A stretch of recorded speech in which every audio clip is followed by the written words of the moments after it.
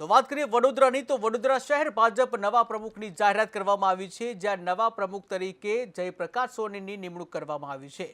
જ્યાં જયપ્રકાશ સોની central university of ગુજરાતના deputy registrar હતા, ત્યારે શહેર ભાજપમાં લોબી ચલાવનારાઓમાં ફફડાટ વ્યાપી જવા પામ્યો છે।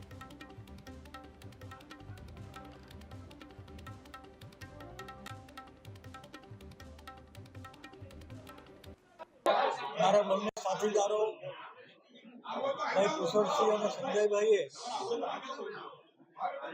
બોર્ડની રચનાની કાર્યવાહી નિર્વિવાદ અને ખૂબ સરળતાથી અને સફળતાથી કરી હતી। શહેરના અધ્યક્ષ માટે હું બધા મિત્રોને સાંભળવા માટે, સેન્સ લેવા માટે આવ્યો હતો। અહીંયા રજૂ થયેલી વાત એ પ્રદેશમાં રજૂ કરવામાં આવી હતી।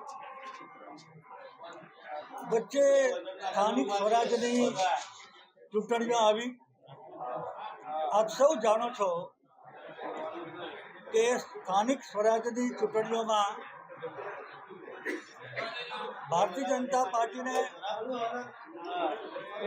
65માંથી 62 નગરપાલિકાઓ, એક મહાનગરપાલિકા અને 91% જેટલા મત મેળવીને જ્વલંત વિજય થયો। એ કારણસર આ પ્રક્રિયા અટકી હતી। આજે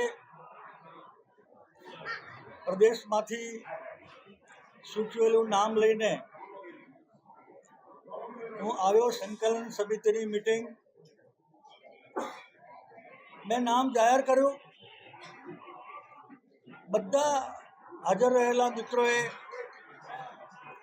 એ નામને વધાવી લીધું છે અને એ નામ છે ડૉક્ટર જયપ્રકાશ મહેશકુમાર સોની।